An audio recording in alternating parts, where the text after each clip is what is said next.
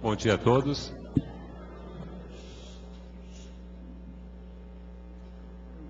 Cada vez mais se conhece a fisiopatologia, a patogenia da infecção pelo vírus C da hepatite. Aqui no nosso hospital nós temos um serviço muito organizado e uma unidade dentro do serviço que trabalha especificamente com o vírus C.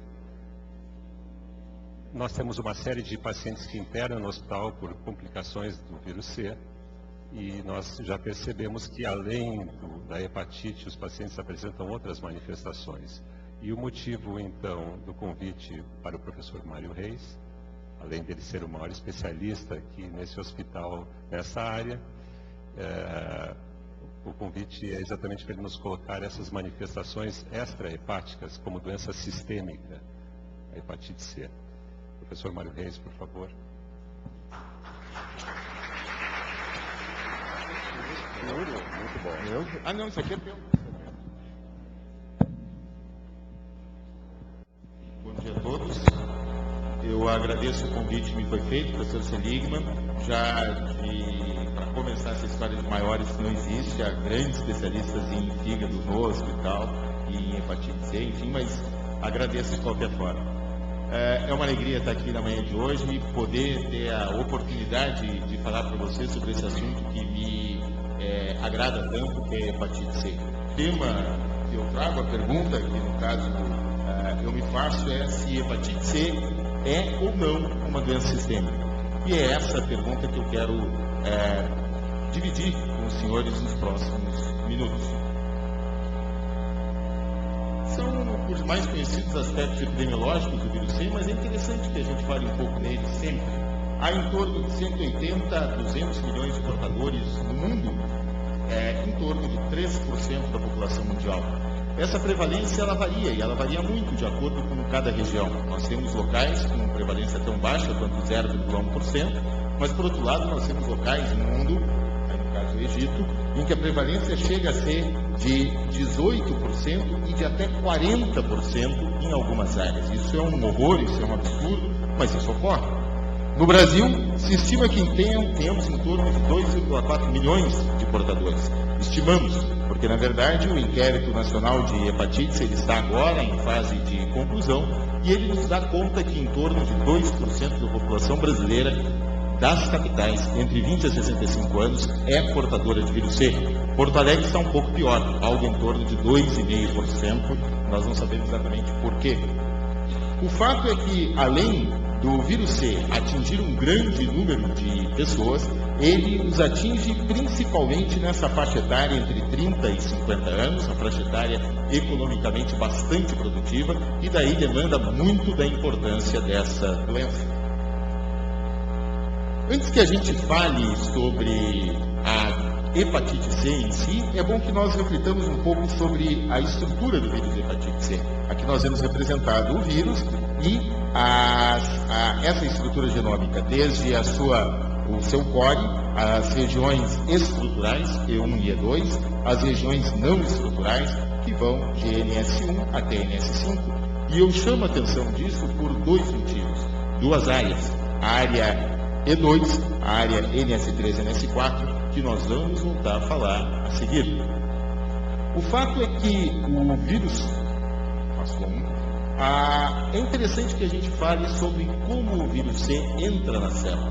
Tá? Isso é um conhecimento relativamente recente, em que se vê que a entrada do vírus C no hepatócito ela é competitiva. É uma entrada que compete pelo receptor VLDL e compete especialmente junto com lipídios. E isso também é importante, isso também nós vamos voltar a falar mais a seguir.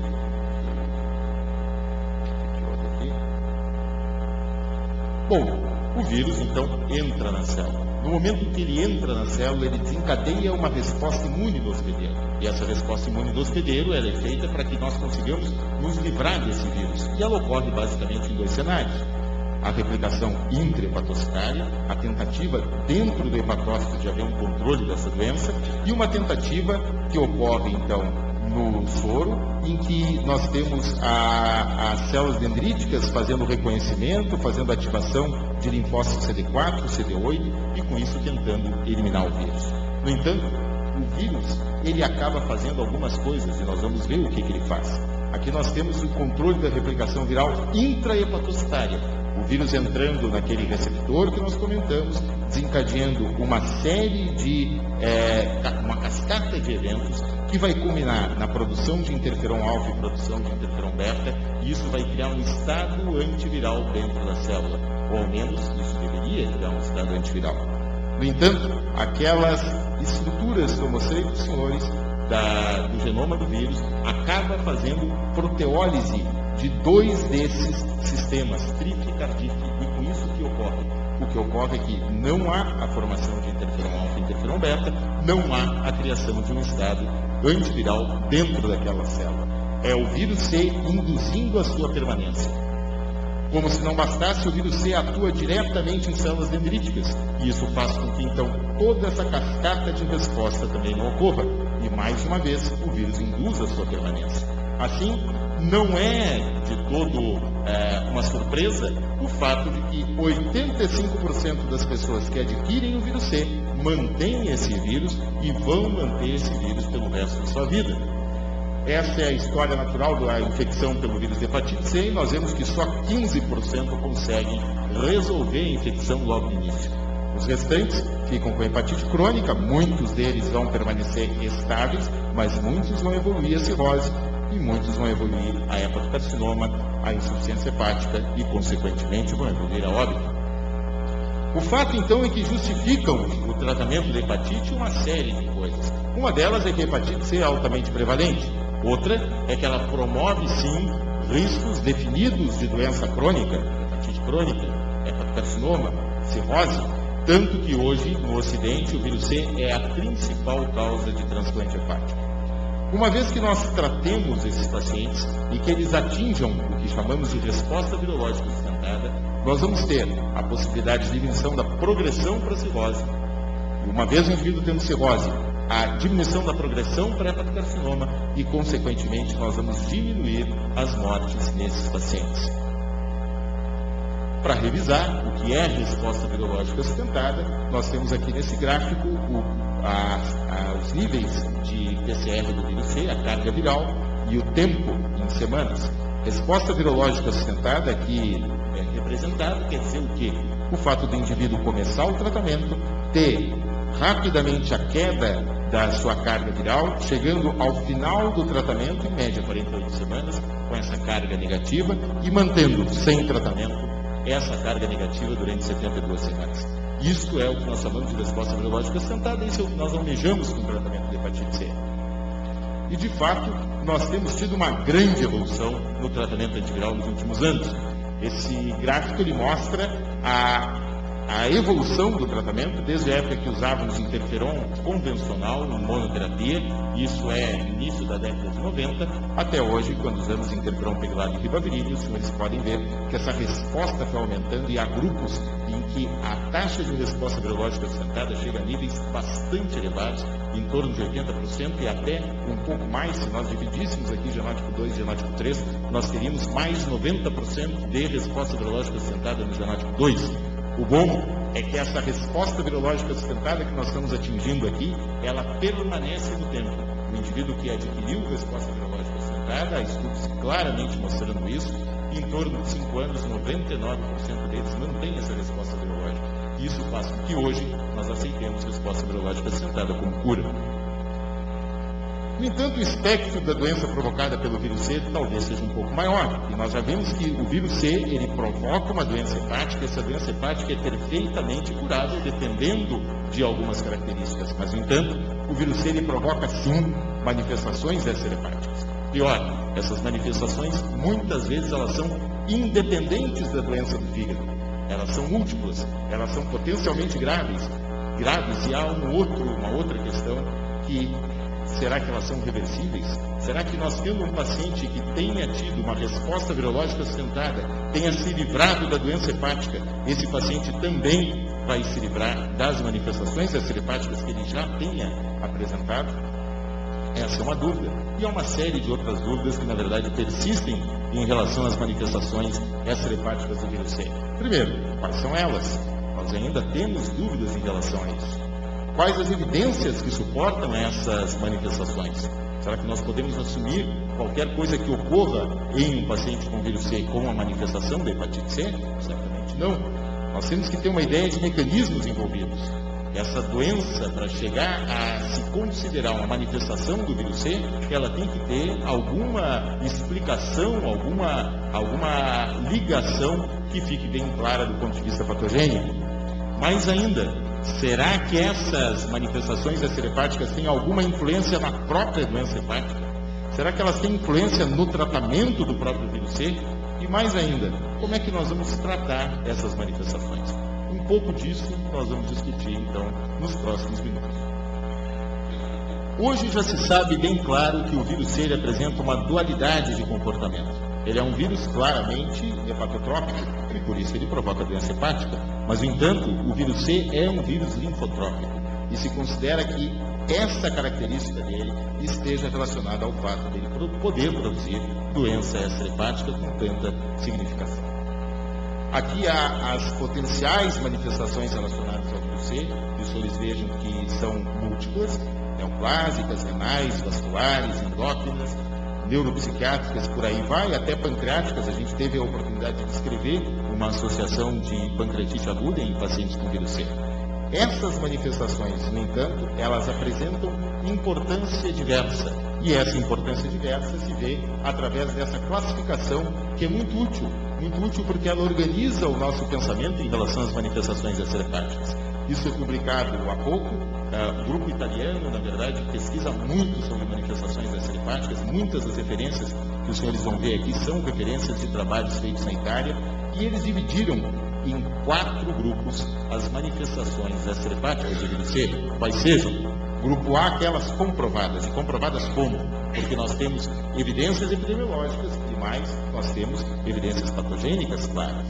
Além disso, ao grupo B, aquelas que são consideradas fortemente sugeridas, e fortemente sugeridas porque o são por evidências epidemiológicas. E os outros 2 grupos são o grupo C e D, primeiro requerendo comprovação, e o grupo D, que são aquelas observações eventuais. Eventualmente a gente vê em algum paciente alguma manifestação que nós imaginamos que seja relacionada ao vírus C, e isso pode eventualmente até ser descrito na literatura. Nós vamos nos ater a seguir especialmente nessas de grupo A e B. O grupo A seriam as manifestações neoplásicas, as manifestações renais, vasculares e endócrinas. E essas manifestações, elas têm uma certa explicação que pode ser resumida nesta figura. Me acompanhem. Vejam que o vírus C, ele pode provocar doença hepática, nós já vimos isso. Provocando doença hepática, ele pode provocar uma série de citocinas inflamatórias que começam a ser produzidas por essa lesão hepática. E essas citocinas inflamatórias, especialmente TNF-alfa, pode resultar em resistência insulínica. E resistência insulínica é uma das manifestações relacionadas ao vírus C, uma daquelas manifestações que a gente pode considerar que fazem parte desse grupo A, um grupo que tem evidência epidemiológica e um grupo que tem evidência patogênica. No entanto, o vírus C também atua em linfócitos e vai fazer uma ativação e uma expansão que vai ser mantida. E vai ser mantida por quê? Porque nós já vimos no início, o vírus C não vai embora. Em 85% dos casos ele continua. E ele continua fazendo uma contínua ativação dessas células. Isso pode levar, então, ao surgimento de crioglobulinemia, que é mais uma dessas complicações comprovadas. A crioglobulinemia pode levar, por sua vez, a linfoma não Hodgkin, que é outra dessas manifestações. O detalhe é que nós podemos ter a passagem para linfoma não Hodgkin sem crioglobulinemia. Nós vamos tentar ver cada uma delas a seguir e vamos começar pela crioglobulinemia.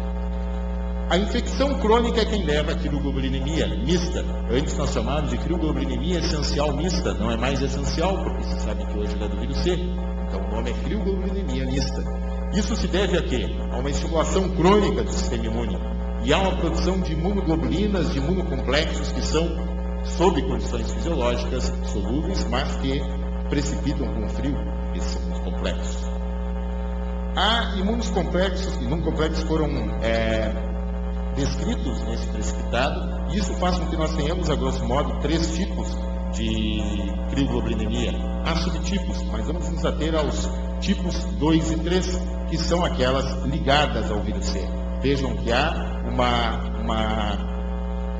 nesse precipitado, IgG policlonal, IgM monoclonal, fator reumatoide e por aí vai. Esses subtipos, eles podem inclusive ter alguma mescla. Alguns pacientes tipo 3 se tornam tipo 2. O fato é que é importante que nós tenhamos em mente que há imunoglobulina G e há a presença de fator reumatoide nesse crioprecipitado. Que evidências que suportam isso? Na verdade, evidências epidemiológicas são bem claras. O vírus C tem uma alta prevalência em pacientes com crioglobulinemia mista, 92%. E ocorre mais crioglobulinemia mista em pacientes vírus C do que em outras hepatopatias. Além disso, já se demonstrou a presença de vírus C nos precipitados policlonais. No caso, o anticorpo anti-HCV. E já se demonstrou a presença do vírus no próprio crioprecipitado. Isso nos deixa claro que há uma relação e essa relação pode ser importante. E o que é a crioglobulinemia mista? Ela é uma vasculite sistêmica, ela compromete especialmente, então, pequenos vasos, ela afeta o prognóstico da doença hepática e ela, por si só, pode ser uma causa direta de óbito. Por que ocorre essa crioglobulinemia mista? O fato é que o vírus C ele aumenta a expressão de CD81. Há uma ligação, e daí porque eu chamei a atenção no início daquela proteína estrutural 2, há uma ligação da proteína E2 com CD81 que faz com que esse complexo E2-CD81 faça a ativação do linfócito B. Essa ativação vai ser mantida, e essa ativação vai ser no tempo continuada, porque já foi dito, o vírus não vai embora, há uma proliferação policlonal e isso vai fazer com que nós possamos ter então o surgimento de crioglobulinemia mista. É interessante notar que os níveis de vírus, a carga viral, é maior nos linfócitos dos pacientes com crioglobulinemia mista do que aqueles que não os têm, sugerindo que também dentro dos linfócitos há uma proliferação do vírus C. Além disso, há um outro fator que é a possibilidade de um complexo HCV-VLDL e que esse complexo, então, fizesse essa ativação.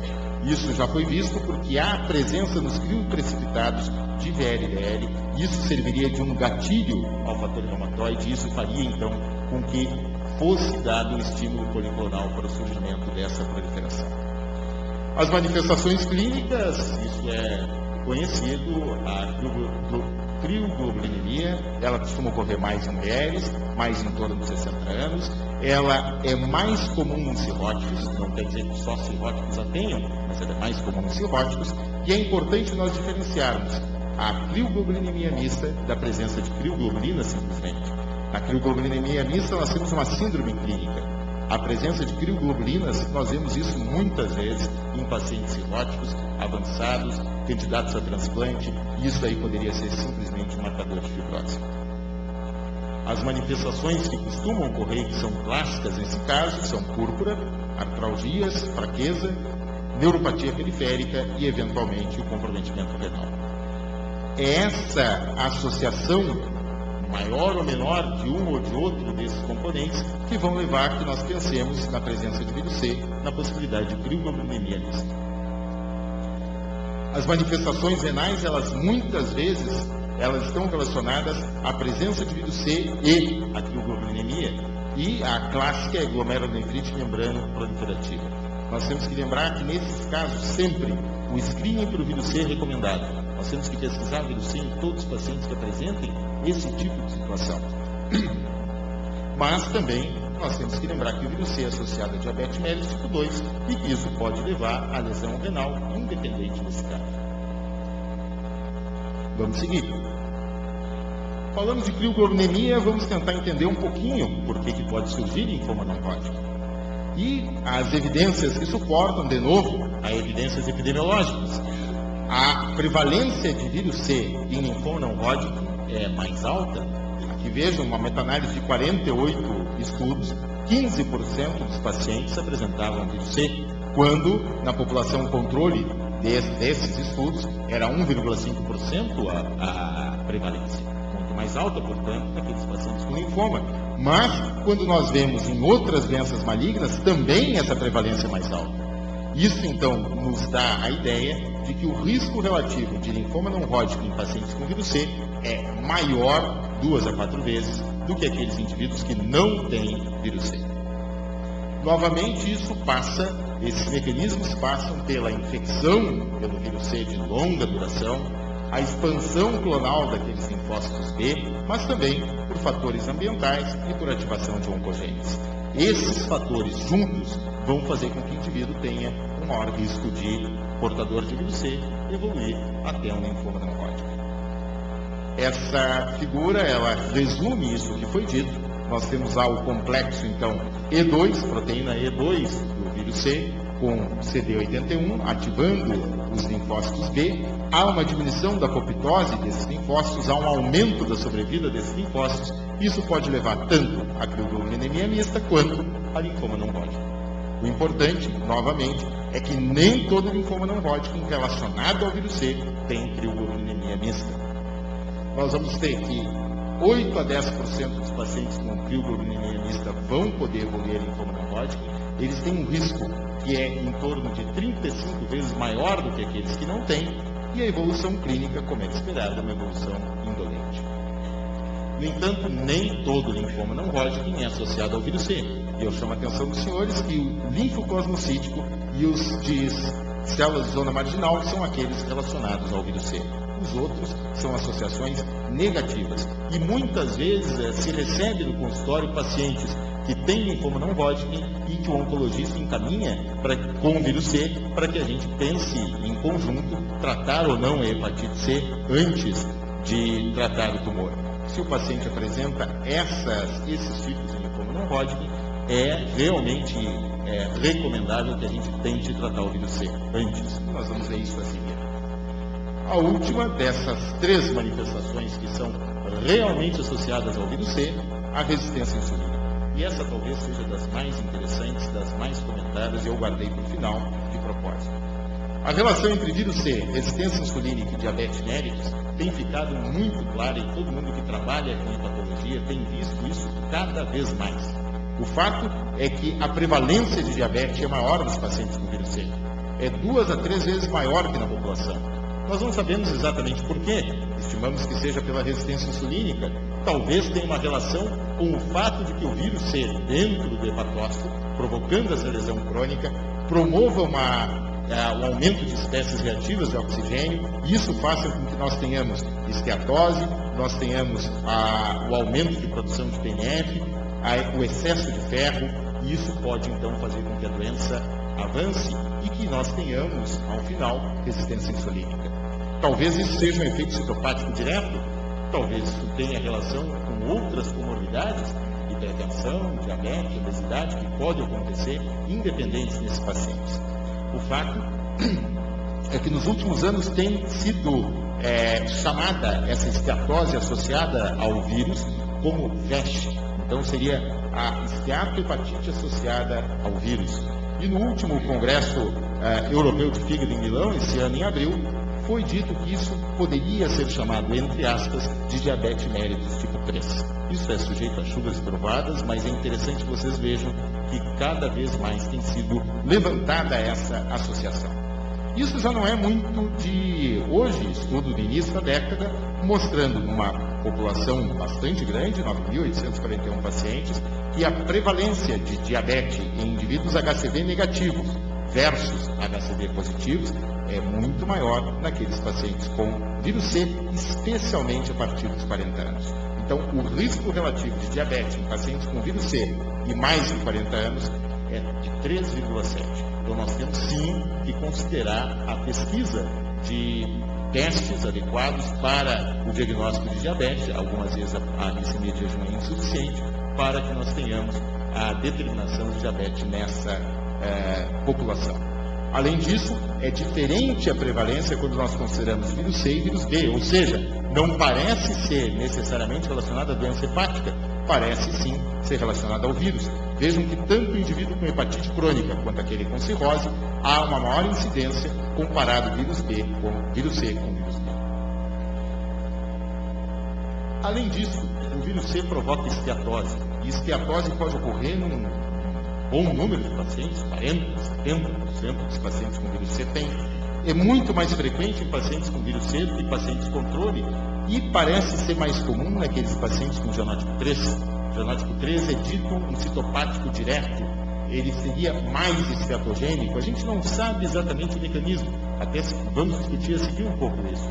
Mas o fato é que talvez não só pacientes genótipo 3 possam ter esteatose relacionada ao vírus. E por que ocorre essa esteatose? Aqui nós vemos uma tentativa de resumir o que pode ocorrer em termos de evolução à esteatose em pacientes portadores de vírus C. Claro que nós podemos ter indivíduo já previamente obeso, diabético, com síndrome metabólica, e esse paciente vai evoluir a esteatose. Nós podemos ter, no entanto, aquele paciente com genótipo 3, sem nenhum dos outros fatores, que vai ter a chamada esteatose viral relacionada à viremia. No genótipo não 3, talvez esses fatores sejam mais importantes, mas talvez haja um link direto, isso também vai ser discutido. Tudo começa a piorar quando nós juntamos algumas coisas.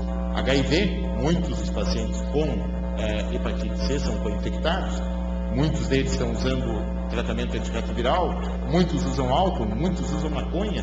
Isso faz com que a esteatose, então, possa aumentar mais nesses pacientes. De forma que não é fácil estudar a esteatose em pacientes com vírus C, porque há muitos fatores de confusão. Esse gráfico é um gráfico interessante, por quê?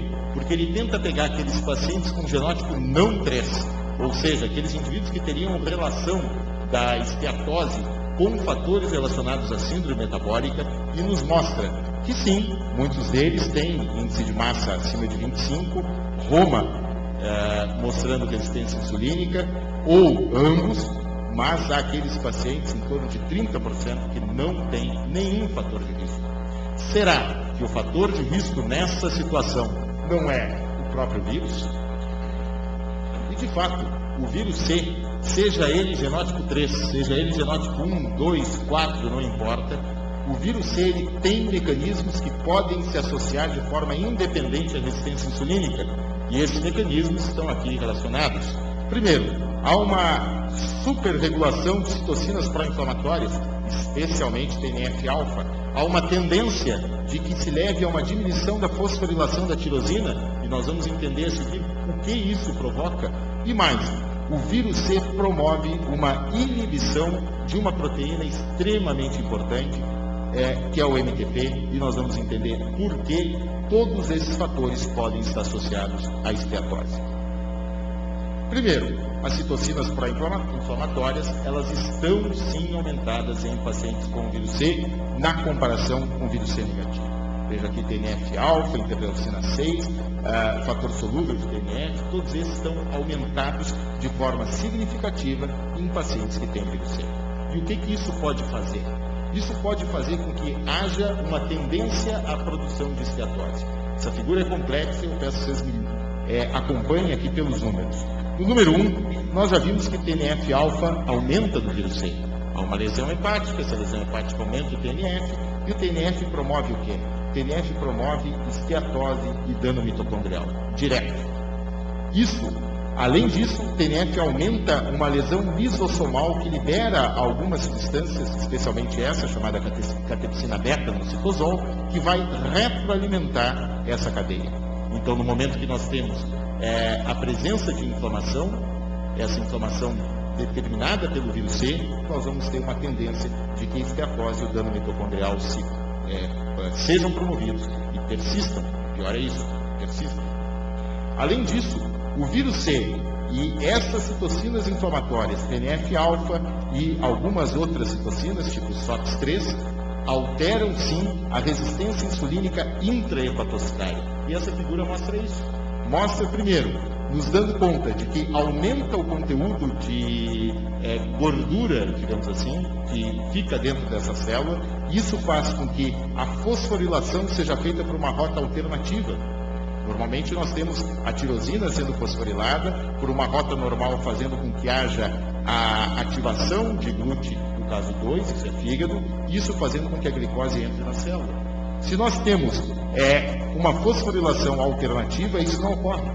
E nós temos com o SOX3 uma destruição desses sistemas, ou uma diminuição desses sistemas IRS1 e IRS2, e isso vai fazer também com que a glicose não entre na célula. Está criada aqui, nesse momento, resistência insulínica intracelular dentro do fígado. E mais que isso, o vírus C ele influencia também na excreção hepática de lipídios. E a maneira dele influenciar nisso tem a ver com aquele metabolismo velho conhecido dos lipídios.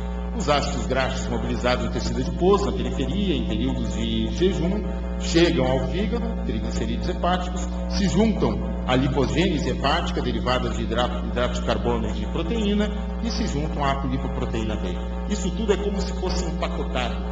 E, através dessa proteína MTP, a excreção no plasma através de VLDL. Já foi dito que na hepatite C há uma inibição disso. O que ocorre então? Nós temos mais gordura chegando dentro da célula, nós temos resistência insulínica dentro da célula e nós temos menos gordura saindo dentro da célula. Essa figura é bastante complexa, mas o que eu quero mostrar para vocês é isso aqui. Diminui a excreção de triglicerídeos, diminui a excreção de apoproteína B dentro da célula hepática, e o que isso faz? Isso vai fazer com que a gente tenha um acúmulo de triglicerídeos dentro da célula. É isso que o vírus C faz quando ele provoca esteatose relacionada pura e simplesmente à presença do vírus. Essa figura resume isso, de forma que o vírus C ele promove uma série de alterações que vão levar à disfunção mitocondrial, esteatose hepática, resistência insulínica, isso vai levar a esteatohepatite, isso vai evoluir a cirrose, isso pode evoluir a hepatotoxicose. Quando nós seguimos, então, pensando nas potenciais manifestações de doença hepática, nós temos aquelas chamadas de grupo B. Essas de grupo B são manifestações que há algum suporte para elas, e esse suporte, especialmente um suporte epidemiológico. E essas nós vamos ver de uma forma bastante mais rápida. Primeiro, fadiga. Todos nós sabemos que essa é a manifestação mais comum associada ao vírus C. Muitos pacientes com vírus C se queixam, sim, de fadiga de uma forma importante. Ela ocorre em até 80% dos pacientes. Muitas vezes ela não tem relação com a gravidade da doença hepática e se acredita que ela possa estar relacionada diretamente ao vírus. No entanto, há uma série de fatores de confusão que nós não podemos esquecer. Ansiedade diagnóstico, depressão, abuso de substâncias, tudo isso anda junto. E esse é um problema que nós temos quando nós pensamos em fadiga e uma explicação patogenética da fadiga associada ao vírus hepatite C. No entanto, parece sim que o vírus C leva a um comprometimento neuropsiquiátrico. Além de fadiga, depressão, diminuição de qualidade de vida, estudos mais recentes têm mostrado que há comprometimento da função cognitiva, especialmente memória e a velocidade de processamento, independente do fato do indivíduo ter ou não cirrose. Indivíduos com doença hepática leve já podem ter essas alterações. A dúvida é se isso teria bases biológicas, e parece que sim. O vírus C já está demonstrado, ele replica no cérebro. E essa replicação ocorre especialmente em células microgliais, e isso faz com que nós tenhamos alteração, distúrbio no metabolismo cerebral, que vai poder levar a algumas manifestações. Um estudo interessante, esse publicado agora, recentemente, em 25 pacientes portadores de vírus C, e eu saliento, com doença hepática leve, não são pacientes com cirrose, eram pacientes com fibrose leve. Esses pacientes foram comparados a controles saudáveis, e o que foi visto foram alguns testes para se tentar ver a aquisição de mioinositol e de metabolismo da substância branca, e alguns testes cognitivos, especialmente focados em atenção e memória. E vejam que houve. Os pacientes com vírus C tiveram, além de ter uma piora nesse índice mioinositol e creatina, que está associado à possibilidade de uma piora na função cognitiva, eles tiveram sim também pior desempenho em testes cognitivos, nos dando a ideia de que talvez a infecção ou a ativação imune de células microgliais possa levar a manifestações do sistema nervoso central. Vamos deixar a coisa um pouquinho mais simples ou um pouquinho mais clássica, que são aquelas manifestações que nós associamos às manifestações dermatológicas do vírus C e que tantas vezes nós vemos. Há várias, as mais descritas e as mais potencialmente relacionadas ao vírus C estão aqui. Crioglobulinemia mista, não há dúvida nenhuma, há uma relação direta. Líquen plano, porfiria cutânea tarda, prurido ou prurigo ou eritema necrolítico acral são coisas que podem acontecer em pacientes com vírus C. Essas são fotos, esta primeira, especialmente foto da Vanessa Cunha, que é uma mestranda que está trabalhando com as alterações dermatológicas de vírus C, orientada pelo professor Goldani, e essa é uma manifestação associada à crioglobulinemia mista. Aqui nós temos manifestação oral de líquen plano, manifestação peniana de líquen plano, uma foto de dermatoscopia mostrando as linhas que são características dessa doença. Eu não vou entrar em detalhes e ficar repetindo, mostrando várias imagens. Eu poderia passar o tempo inteiro aqui mostrando imagens de supostas associações com vírus C. O que é importante é que nós tenhamos em mente, sim, vírus C pode dar lesões e essas lesões podem ser importantes. Outra situação relacionada a vírus C é a autoimunidade. E não há dúvida, quando comparamos vírus C e controle, que vários autoanticorpos estão mais aumentados, mais presentes em pacientes com vírus C do que em indivíduos controles. Isso talvez ocorra pelo mesmo motivo que nós temos crioglobulinemia mista ou que nós podemos ter linfoma não Hodgkin. O vírus C, ele evade a resposta imune. Nós vimos isso lá no início, quando se viu que o vírus dentro da célula, ele burla o sistema imunológico, fora da célula ele burla também, e ele permanece, e ele leva a um estímulo crônico de linfócitos, que associados a determinados fatores, vão fazer com que nós tenhamos a possibilidade de termos autoanticorpos. Isso, às vezes, é extremamente importante. Algumas vezes nós podemos ter pacientes com doença hepática mista, associada à autoimunidade e ao vírus C, que nos traz grandes dificuldades em termos de tratamento. E como é que nós vamos tratar as manifestações extrahepáticas do vírus C? Sem dúvida, tentando controlar a replicação. E se nós vamos querer controlar a replicação, o tratamento hoje padrão é a associação interferon pegilado e ribavirina.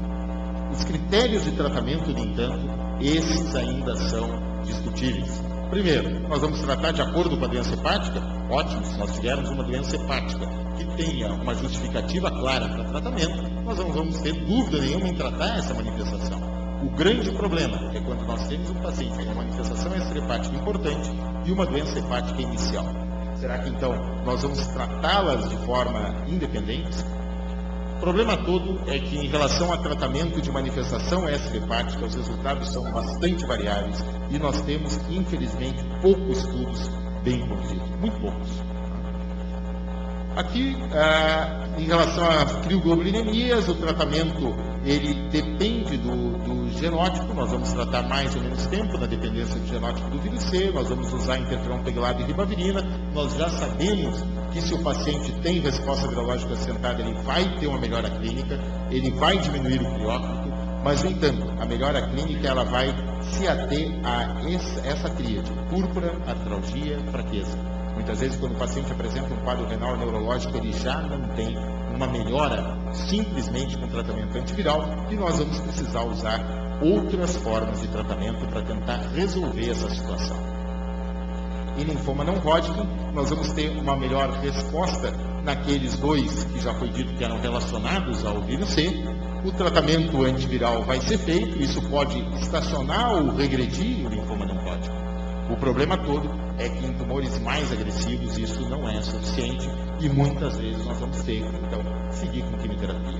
De qualquer maneira, o tratamento antiviral prévio, ele vai fazer com que o paciente possa ter uma tolerância melhor ao tratamento quimioterápico a seguir. E encerrando praticamente, nós vamos falar um pouquinho sobre a resistência insulínica.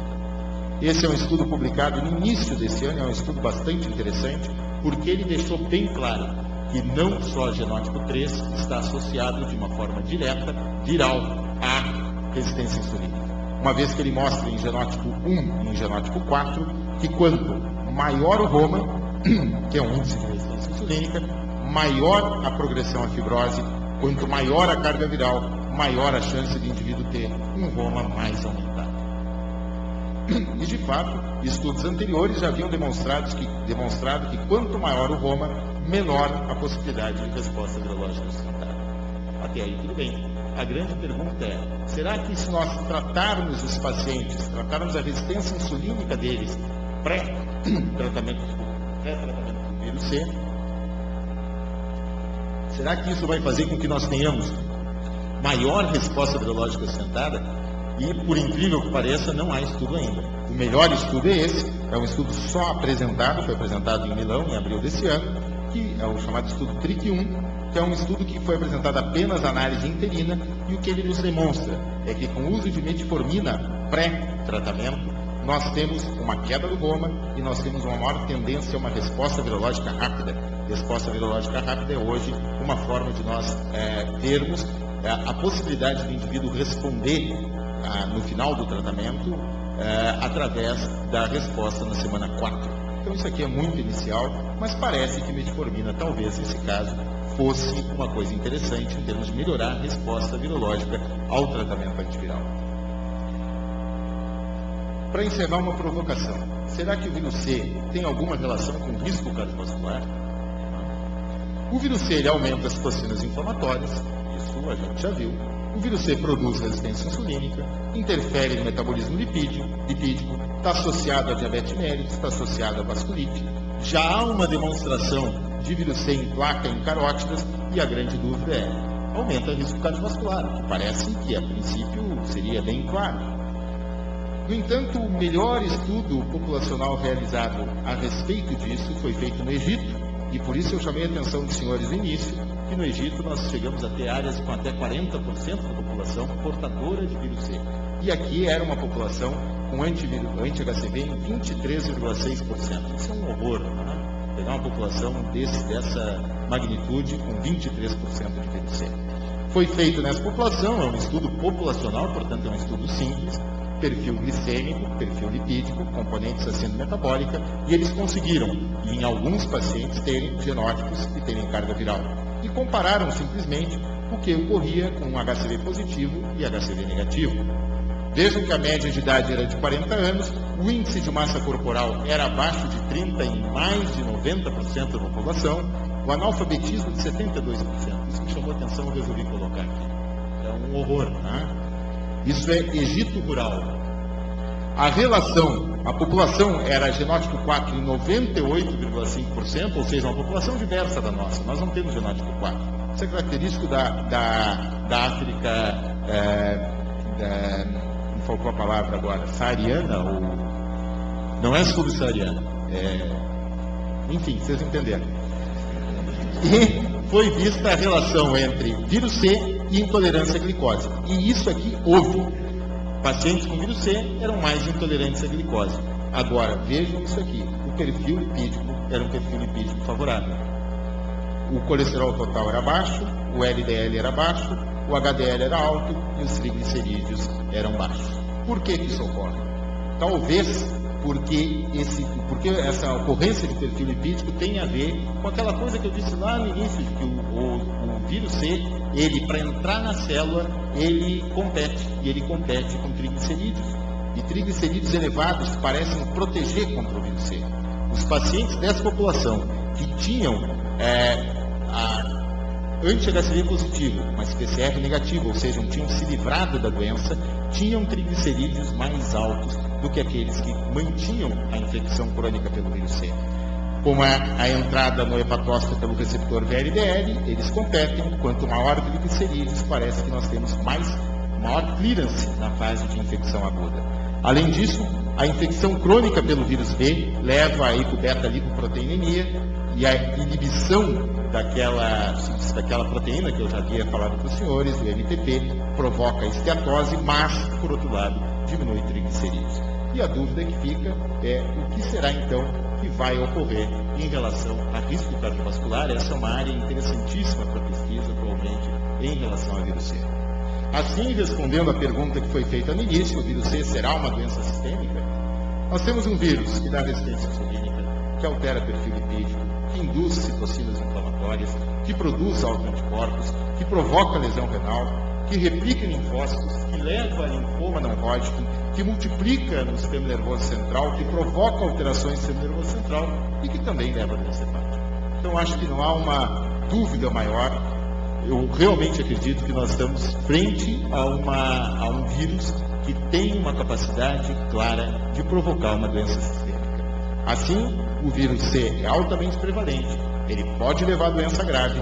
A cirrose relacionada ao vírus C é hoje a maior causa de transplante hepático no mundo. Eu saliento, no entanto, que o tratamento antiviral leva à cura. Nós temos que falar isso para os nossos pacientes. Eles têm possibilidade de serem curados uma vez tratados.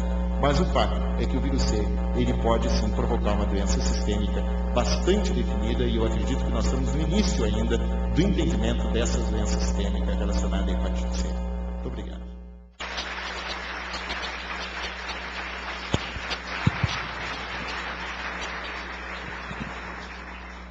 Mário, parabéns, brilhante apresentação, como era esperado. Eu acho que vamos responder algumas perguntas, provavelmente por alguns minutos. Vamos sentar aqui.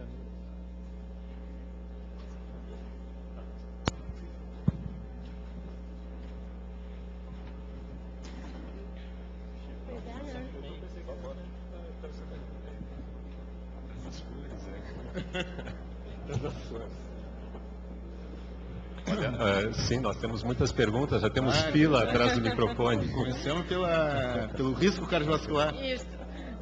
Bom dia, então, Mário, em primeiro lugar, parabéns, realmente Obrigado, excelente apresentação, trazendo coisa de fisiopatologia, tentando, né, tornar mais fácil de entender toda essa correlação e os efeitos do vírus. Pegando em gancho, então, da tua última provocação, né, eu acho que isso deixou aberto e abriu para mim também uma coisa interessante que eu venho estudando e que tu apresentaste de forma bastante clara. Mas essa reação com ativação de citocina sistêmica, com indução de resistência à insulina e com desenvolvimento de esteatose, e isso até eu tive lá no endócrino conversando agora, semana passada, mas uma coisa que vem sendo cada vez mais reconhecida, embora ainda muito precoce, é esse processo de resistência à insulina desenvolvendo esteatose num lugar que a gente não está acostumado a ver, mas é miocárdica, né, intramiocárdica. E isso vem sendo, está começando a ser estudado como um mecanismo de desenvolvimento de miocardiopatia, insuficiência cardíaca, na presença de resistência à insulina. Né? Então, eu diria que, além do risco cardiovascular direto, potencialmente desenvolvido pela resistência de insulina e diabetes, um risco de dano e de toxicidade miocárdica direta pelo desenvolvimento, então, dessa resistência à insulina, a deposição intramiocárdica de lipídios e, potencialmente, aquela miocardiopatia que a gente já andou conversando e que talvez esses pacientes sejam mais suscetíveis a desenvolver. Né? Então, só trazendo para ti essa parte direta, então, né, da possibilidade de toxicidade lipídica intramiocárdica, que já vem sendo avaliada. Eu tive a possibilidade também de trabalhar com espectroscopia e ressonância em pacientes com miodilatada não isquêmica, e eles apresentam realmente esses níveis intramiocárdicos aumentados de lipídio, né? E eventualmente uma área aí para a gente começar a estudar. É extremamente interessante isso aí. Na verdade, a gente tem um grupo de pesquisa que está associado a marcadores de inflamação, marcadores relacionados à resistência insulínica, e nós fomos indo. Sexta-feira tem uma reunião com a Carize, lá na Gastro, em que nós vamos justamente tentar juntar essas coisas. Certamente seria muito bom se pudesse ir. Né? Obrigada. Eu acho que nós estamos passando por uma fase de entendimento muito grande da hepatite C, e há uma tendência enorme de que a gente possa extrapolar para áreas extra-fígado, sem dúvida nenhuma. Muito boa a tua apresentação. Obrigado. Eu acho um pouco confusa ainda a relação entre a resistência insulínica e o vírus C, porque também tem o lado da acúmulo de gordura no fígado, né? Muitas vezes é muito confuso isso aqui, que é o acúmulo de gordura, é o vírus C, né? E o que causa realmente a resistência insulínica, ou se a resistência insulínica causa o acúmulo de gordura, né? Eventualmente isso pode até predispor, né, a presença do vírus C no futuro também. São coisas que eu acho que ainda estão meio confusas. Né? E talvez seja uma ideia interessante de começar a tentar utilizar medidas mais adequadas de avaliação da resistência insulínica. É uma medida meio vagabundinha, assim, de quantificação.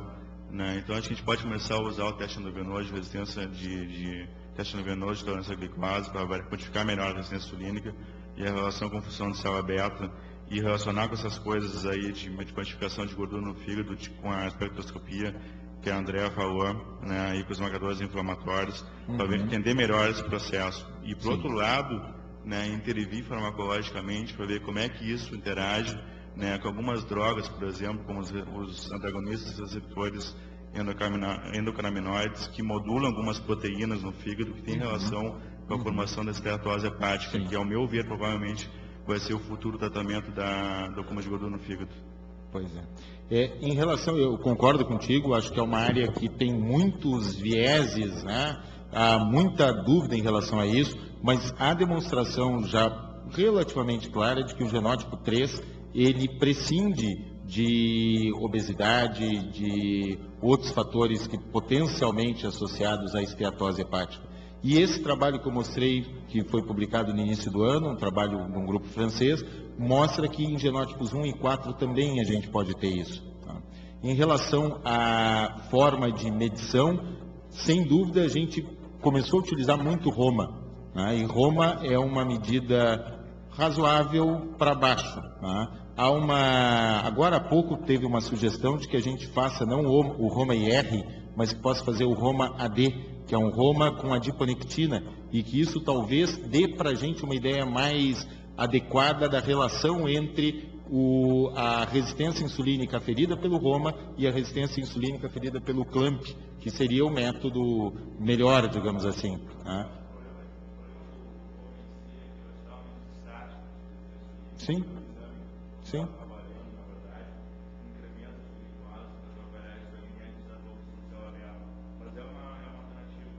Sim. Não, a gente tem usado bastante, mas realmente essa crítica já tem sido feita e há uma tendência a se mudar isso aí, pelo menos na literatura de fígado.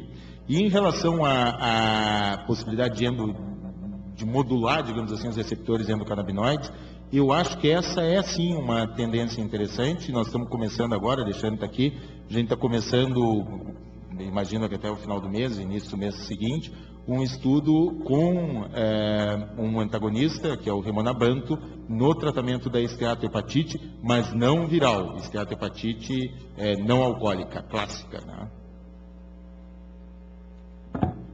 Professor Sérgio? Eu não tenho uma pergunta para o Mário. Em primeiro lugar, eu queria dar os parabéns. Mário, foi uma brilhantíssima conferência. Olha que eu sou rodado e eu circulo o mundo afora. Meu chefe dizendo isso, eu fico feliz. Não, mas é exatamente por isso que o professor Renato me permitir. Eu queria fazer um depoimento, como chefe de serviço, como antigo na casa, que nós temos uma interessantíssima convergência nesse momento. Uma doença extraordinária, com extraordinário impacto, como o Mário bem demonstrou, numa instituição que eu acho que é extraordinária, que é o Hospital de Clínicas e a Universidade, que permite não só ensino da melhor qualidade, assistência da melhor qualidade, mas, e às vezes esquecido por alguns, mas não por muitos, geração de conhecimento novo, está na missão do hospital, pesquisa. E o Mário tem tido uma liderança extraordinária nesses aspectos, todos eles. E acho que eu queria, como chefe de serviço, congratular ao professor Mário, que é um jovem professor. O Mário entrou no concurso o ano passado. E já vem labutando há muitos anos, produzindo, tem uma liderança extraordinária. Eu não tenho dúvida que ele vai ser um líder a nível muito além de fronteiras. E o que eu queria salientar, Mário, é exatamente o ponto da pesquisa. Tem muitos jovens aqui. Então nós temos que continuar estimulando esse pessoal a trabalhar, pesquisa, pós-graduação, iniciação científica, tudo isso é convergente, para nós podermos chegar ao melhor entendimento dessa doença extraordinária. Mas nós temos um time extraordinário, aqui vai dar o que falar há muitos anos, Renato. Era só esse depoimento público de parabéns ao Mário, ao Renato e à instituição. Obrigado. Muito Obrigado, professor Sérgio. Obrigado pelas palavras. E com essas colocações, então, vamos encerrar a sessão, convidando a todos para a próxima semana, na próxima quarta-feira, quando teremos uma sessão anatomoclínica.